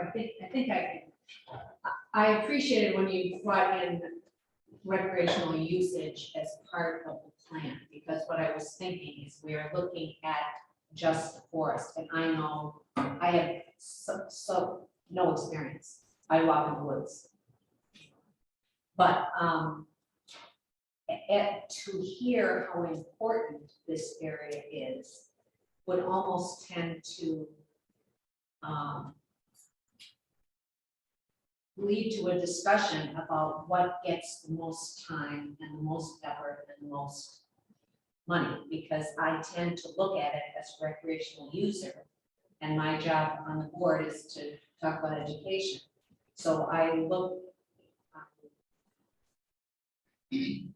Yeah, so, I mean, I think that's a really important discussion moving forward too. What is our most important role in the bigger picture? Well, if we look at our planet and we look at our state, you know, what is our main job? To preserve the unique ecological stuff, or to continue to make it accessible to more and more people? Because, you know, I'm also aware of the more of us live in the city, the less of us understand the importance of being outdoors and the importance of the natural areas. So, I mean, that's a really big question that should deserve some consideration. And it seems like it's so much bigger than the urgent questions when KVR was built, not bigger, it's changed from what the bigger discussions were when this first became reserved. Anyway, and then the other thought I have is I am so impressed continually with the resources our state has invested in people like you. And it just makes me really proud to be Wisconsin. And Brandon. Yeah. And Brandon. It's just as important. So, I have other questions, but I want to let people who haven't asked questions to ask questions. Yeah, the folks on the Zoom call, AJ and Dave, Susan, I see you're on, Mike. I assume you're listening in, but if you have any questions, please feel free to chime in. I had posed a question in the chat that Erica has, which you could basically, I'll just ask it now, I guess. So while I was, you know, one of the advantages of being online is I can go back and look at some old files here, and I was looking at the old land management plan, which you guys were just talking about, and I apologize if I missed this already. But the land management plan from 2010 does reference a forest management plan created in 1999. So just wondering if you knew that plan even existed. That would have been from Brad Hudnick's inventory work too. So he worked for Clark Forestry. Fred Clark was leader of that company at that time. It's not a company anymore, but it was a good question. I wonder if Brad has a copy. Brad is actually Greg's counterpart working with Wisconsin DNR as a forest ecologist now. So We have a number of copies. Yeah. Is that the Clark Forestry plan? Yeah. Yeah. So that I'm just guessing, but that's probably prescriptions that they put down in writing when they did the inventory. Because a typical practice for forestry would be to inventory this forest, and then as you go along, you would put down management recommendations for that. And so they probably recorded that into the plan. They only did like inventory and stuff on like the southern third of the reserve, so it's not really for the whole reserve, it's just like that lower portion of the south portion of the reserve, what they concentrated on, and that was mostly what the plan was. They did incorporate a lot of the pine plantations that were all over. Yeah, a lot of it was about the pine plantations and prescriptions for harvest out of there, and that a bunch of that has been done, you know, since then, but. So that was sort of the low hanging fruit. We call that the pine plantations. They're kind of a no brainer. Right? Yeah. They need thinning. Yeah. Yeah.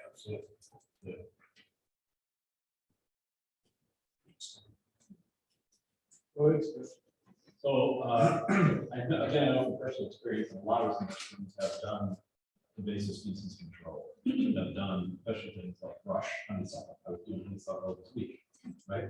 You mentioned the time, all you mentioned, the labor it's going to take once we do some of the practices, whether it's mechanical, take down the trees, or it's fire and all the rest. I have vague ideas about how much time we're talking about on a per acre basis for a host abandonment. I did a lot of that. But is there anything written down anywhere that we could use as a board to try and put together a budget for labor hours If we say we're gonna clear 1,200 acres using fire and take down all of them trees, what should we be thinking about in terms of hundreds and thousands of hours of labor over the next 15 years to maintain that practice? Because if we aren't willing to do that, why would we start? Kristen said, if we aren't willing to do X, don't even waste your time. No, and then I think 1,200 acres, how does that impact your creation? Or how long it takes before it looks welcoming to someone who's out just for recreation? Well, that depends. See, you and I come from a very different perspective on this. It was so good to hear you describe where you come from, because you and I are diametrically opposed in our perspectives about this place. And you mentioned I can't remember where you used, but basically the view shed, right? How it looks. I actually don't care about how it looks. Not one bit. All I care about is how does it serve the rest of the living community that's here? Not us, but everything else that lives here. From a fungus, to a bird, to a grouse, to a pheasant, which I don't think should be here in the first place. How does it serve all those little things first? And then how does it serve the recreational hikers, like you and I are both hikers? So there is a need for that discussion, because I look at the founding documents of this place, and I say preserve, protect, recreation, and education. Those are the 4 things I see. But the first 2 things listed in all the documents I see are preserve, protect. So instantly, because of my mindset, that's what I believe anyway, those 2 are the most important thing, and they override the other 2, even though all 4 are there. I don't see them as having equal footing. That's just my perspective. So I think it is critical that the board have that kind of discussion and decide how we interpret those documents, or talk to people that are still around that were here for those discussions and get an understanding, were they really 40? Well, obviously there's a lot of negotiation and a lot of dissent, I'm sure, right, to get that written. So we might not get a clear answer, we might get different answers from 10 different people, probably would. I think it is a key thing. And part of that problem can probably be not fixed, but I'll use that for lack of a better word, fixed through education. That may even be a portion to put in your plan, is how you're gonna educate the recreational users on why you're doing these different practices, on why it looks the way it does, what the future is gonna look like, things like that. Yeah, I think that's a really key opportunity as we start maybe engaging in more active management, whether it be through timber harvest, TSI work, fire, whatever. And Brandon's comment brought to mind when I was working for an outfit called the Rough Grouse Society. I did a lot of work with, in consultation with the County Forest Association up north. And I think it was Taylor County Forest. They had like a 300-foot setback. For any timber harvest, they couldn't cut trees within 300 or 200, I can't remember what it was, 150, but some substantial distance from any trail or road on their properties. And I had this long discussion with them over a couple of years. They should push that right up to the trail and then erect signage. Why this harvest was done, what the goals are, ecological restoration, oak regeneration, whatever. So they're not hiding their management from the public, they're using their management to educate the public and address some of the things that you were just talking about. So yeah. I asked a question, and I think I didn't know the answer. Yeah, your cost question. Yeah, cost. Yes, How? yeah. There's resources out there. Okay. Okay, it might not be as specific as you want them, but if you go in our website, and you look up the private forestry handbook, and then you go to chapter 60. That is where the Wisconsin Forest Land Grant Program has the listing of activities that we will cost you. And it will have, they usually have like a 4-letter code, but there's under reforestation, which is priority number 1, code number 2. That's where you're going to see like tree planting, invasive species control, and then you're also going to see it in like it's under another page over. I can't remember what that that would be like for timber stand. That would tell us what to estimate for. Yes. Does. Yes, so in other words, we'll have like, invasive species control. Yep. Low, medium, high. And then if you're gonna bring in high, large machinery. Dollars per acre kind of thing? Great. Okay. But this is, keep in mind that this cost sharing is for 50%, so those figures are considering that it's gonna be 50% of what. Yeah. you're So gonna that's do. what it was, I did say program work, or like program work, that was exactly the Yeah. same thing. So another source would be going to the NRCS. So every year they come up with a cookbook, that's what we call it, for their practices. And they have costs in those for each one of the practices, and each practice has what they call a couple different scenarios. So in other words, if you're gonna do, they call it forest stand improvement rather than timber stand improvement. If you're gonna do forest stand improvement, then, you know, are your shrubs less than 1 inch? Are they over 2 inches? You know, those types of things, and this is what it will cost for you. And those costs are supposed to be 75%. I think they're accurate, but Yeah, and in that cookbook too, they have a brush management category, which is usually equated to invasive species as well, so, that's in there.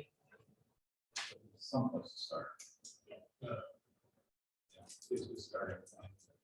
I just didn't know if anybody had done any research, a lot of invasive species research out there. But I've never seen anything that was research that said they monitored the site for 15 years. And how much labor and what there was to maintain that site and the restoration. I've never seen that data anywhere. The challenge we've always had with the cost sharing figures is one contractor can charge one rate and another can be extremely different. And so they try to collect that data, what they can get, and they try to get a good average. But you gotta kind of take that into consideration. and the other thing, the other thing that keep in mind is in Southwest Wisconsin, because of the slopes and things like that. Contractors do charge. So this is statewide. One other thought, and that's a great one, the NRCS cookbooks, but the wildlife program did that workload analysis. Did that include hours per acre for things like PSI work or invasive control? I don't. Are you talking about that spreadsheet that, that Matt developed, where we put in projects that we want to do? No, this is Ryan Halfley was. Oh, yeah. There's, I'm sure there were formulas behind that. yeah, it's, maybe we could look into that. This could be a big number. Yeah. Yeah.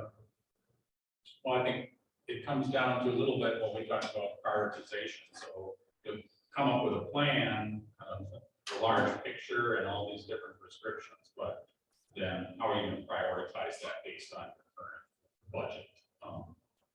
So not everything's going to get done. It's the same on our state property. We never get done everything in the plan. And again, it's a long-term thing. We just keep working towards it. So things like invasive species aren't mentioned. Prioritize that. Keeping clean areas clean. So I think that's a second step that comes after the plan. It's kind of the implementation part.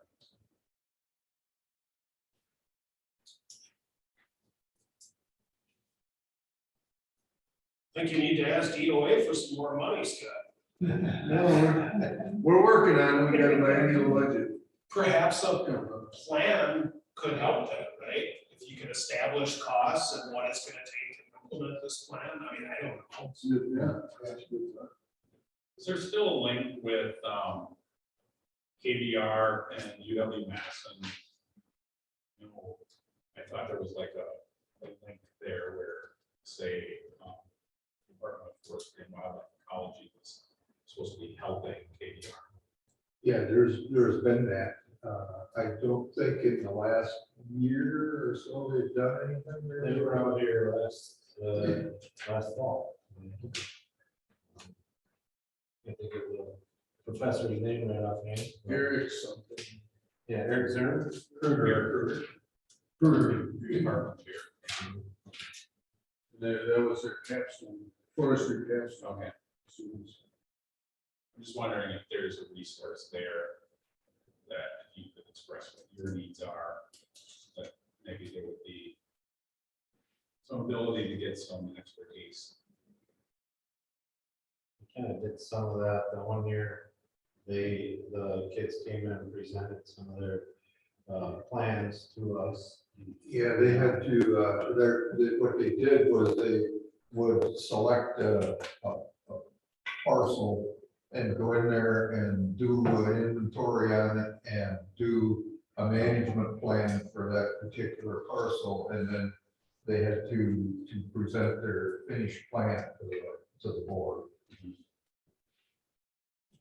Yeah, I was thinking of other resources within that department, like the landscape ecology lab, which used to be run by David the lab ops, who I think David's retired. But they can do some really cool stuff, like for your planning process, if you want to look at public land survey data on a very small scale, they do some really cool stuff there. So just something maybe. We had a hardwood sale out here, Westridge one here, that was probably about 7 or 8 years ago, Jason. 2016. Okay, yeah. So, and a couple of things on that. One was that the oak regeneration in there exceeded what I think our expectation was by quite a bit. And from compared to other timber sales I've seen around the Kool-Aid area here, it a lot exceeded what most of those are. We did a little bit of follow-up stuff with invasive trade afterwards in there and protecting some of the oak that regenerated and even manipulating, I think, some of the maple out of there and things like that. But we haven't really done anything much in there now for a couple of years. What would we? Burned it. Yeah, burned it, yeah, last fall. So what, should we be still continuing with some TSI or burns, things like that in the future, and how long? It really depends on what's kind of the current situation with the regeneration. I don't know what kind of a harvest it was. So what the next steps are, a little bit depends on what that harvest type was and what your long-term objective. Was it the shelter wood? Or? Yeah. Those is like, Took a shelter wood and then you got some regeneration and you burn through that. Okay, that's cool. That's something we call a release burn because as Armund said, oak is fire adapted. And so if you can get regeneration on the ground that's big enough, but it's in competition with all kinds of things like maple, you can put a fire through there and really set back and hurt the maple species that are not adapted and get the oak to resprout and really jump above. So we don't do a lot of release burning just from a practicality standpoint, but really cool that you're doing it. Usually next steps in there is to allow that to develop. It depends on how much oak regeneration there is. Sometimes we might inventory that. And if it's of a size and number that's adequate, there's still a fairly heavy overstory, we may remove the overstory within that. That would be a typical shelter wood type of system that we would use. So a little bit depends on what's there now, regenerating, and what that overstory is like. how often do you think fire should go through? It's really a matter of what that oak regeneration is doing, because if the objective is to maintain oak or regenerate oak, if that fire that you put through allows that to jump above the competition, and you have enough oak stems to restock the new forest, then you don't need to burn. You can, if oak forest is the goal, you're good at that point. If the competition is still above all the other stuff, then but the oak is still surviving underneath, then maybe another burn is a potential treatment that could be done. So usually what we recommend in those situations is you do a regeneration inventory or survey and find out what's happening in that understory specifically with the generation, what numbers you have, what distribution and what size they are relative to their competition.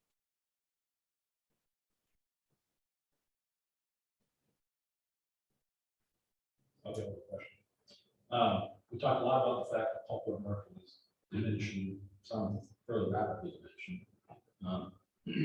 Do you have, I don't know if there's any, we have a lot of Amish sawmills around here, obviously, so I have mostly hardwoods, I assume, when I see the logs outside, large hardwood logs outside all the mills. But, you know, it's a unique environment here with the Amish community that we might not have in other parts of the state.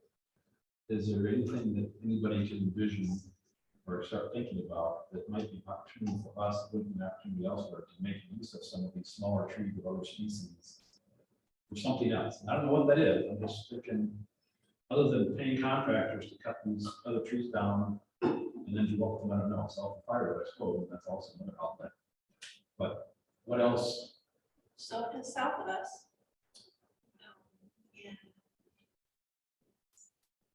in, guess you call it the Fitchburg area. Mhm. One of the foresters refused to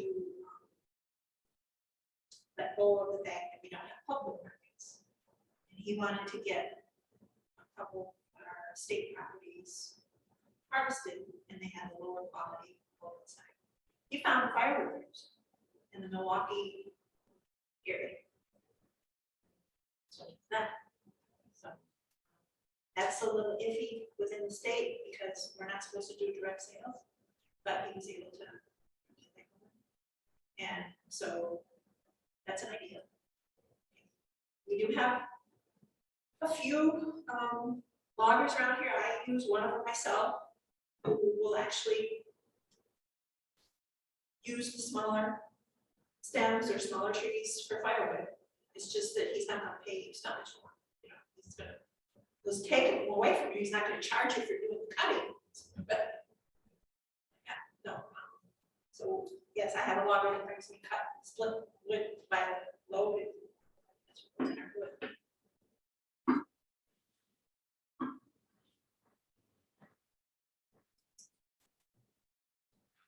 What do they, I know very little, I see the Amish sawmills all over with piles of logs. What do they specialize in, or do they? Is each unique? Do they kind of shop what is available, or? Yeah, it all depends. I mean, some of them are satellite bills for English. You know, and some are on their own, so. Hmm. You know, when I was working in Monroe County, there was a logger who had a sawmill, but yet he had a lot of these little Amish sawmills scattered about that he kind of used for a resource to bring to his sawmill. You know, in addition to what he was logging. Yeah, a real common scenario in sales down here will be some larger outfit will set up and log a sale, but on the landing, they'll sort a lot of their wood and they'll have wood going to different places because they have, you know, developed little niche buyers for this. And some of those are Amish and some are not Amish. Some of the Amish mills are selling to other Amish for either furniture or for pallet wood. There's, I know one guy that does pallet wood, cut the dimensions and that. He doesn't assemble any of them at all. He just ships it to a place where they do. Listen, I'm trying to figure through that. See how Yeah. they're all mentioned. That's what I was kind of thinking along the lines of maybe there's something like that. For this stuff that can be used as a resource. There are some that they're scattered around, and and the difficulty with that is if the Amish are going to come cut and they've got to keep the sawmill, it's only got to be within like a 10-mile radius, and they can't go that far, so. Well, we can, I mean, it's got a lot of transports coming in, Amish mills that offer with the stuff, it's great, and claws, man. They don't just use their own equipment. Did you use Amish to cut anything on state land? Not state land, we had some Amish, Marin County forest, we did a small sale, but the issue with it is they're not insured. Right, that's what we found. So, yeah, so you've got, so we, the previous Vernon County Forest Administrator before Nick Bill, that was able to change. He actually dug into it, he was able to come up with, they've got to sign off on some things, but I mean, it's like several different forms that they've got to fill out for them to be able to harvest. We also have requirements because of our forest certification, that they have CFI certification, so it's really difficult with a small time contractor to meet all of the state contract requirements. Is that just for the cutting or is that for the after, like, taking away process? So if they just came up and picked them up off the ground. It's for whoever is signing the contract, so the buyer who is implementing the cutting and buying the wood. They may be shipping the wood to different outlets. So it may be a different outfit comes and picks up whatever, the white pine logs. But the contractor who's responsible for the implementation of the harvesting and signs the contract, they would need to meet all the specifications. It's kind of happened that way out here, like we were saying, is we've had loggers come out to know, they'll have the saw off, the pine saw off, the big ones, will go to an harvest saw. Some of the other ones will go to another place, you know. So they've got different places where they're selling that. But, you know, that's totally up to them. Yeah, right. Yeah, our chain of custody, if it gets to the land, it's their wood. Have you done many sales? I know we've been away from that, but have you done many sales where you just hire this on the skidder? And they cut the wood and bring it to the landing, and then it's scaled and sold off the landing. I'm sure the seeds were going on. It's more private. Because, you know, when you're doing a public sale, like Greg says, you've got certain things hoops you gotta go through with the certification. And I see a lot of landowners that private landowners that do that. They pay the logger to do the skidding. All the products get put out on a farm field usually. You know, okay, here's what they think is veneer, here's number one, number two, no one. And then they bring bidders in. Our advice to landowners was always be very cautious about that, really, because there's lots of pitfalls to doing something.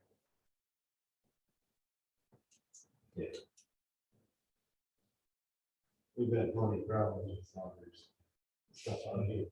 But, you know, so now we're requiring payment up front before they actually cut it.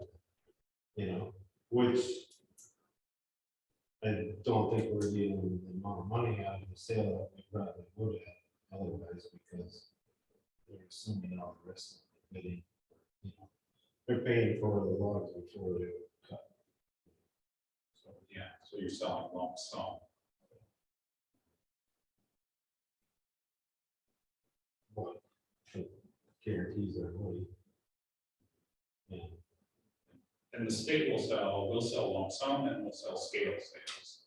So we're doing scaling, and it's, the contract is built so the logger pays the money up front, and you're basically subtracting off what you scaled off of money.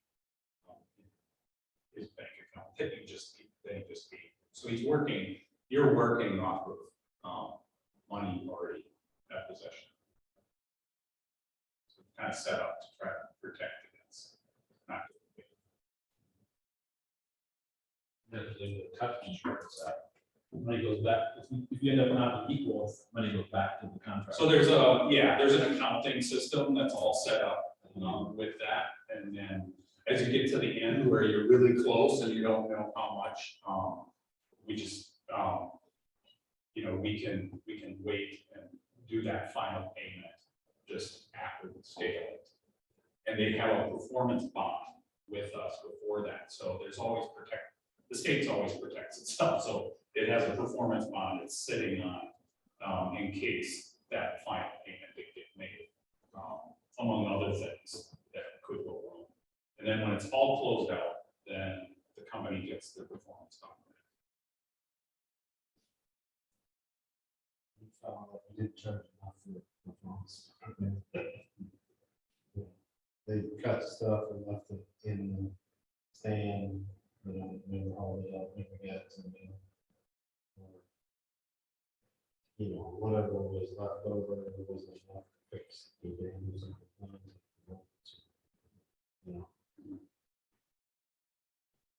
So, Was this under pine? yeah.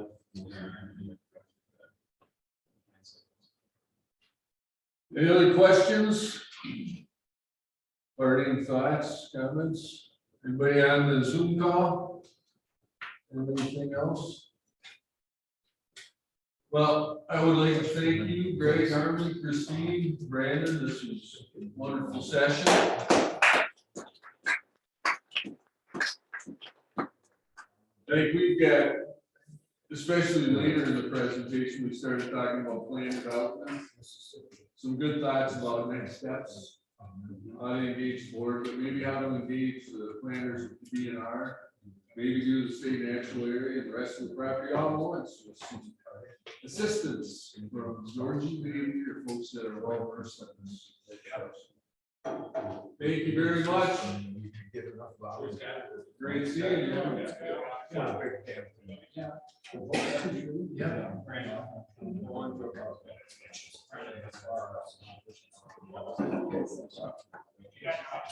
Any other Tuesday? Thanks for joining us. See you next week. I mean, that's quite tragic.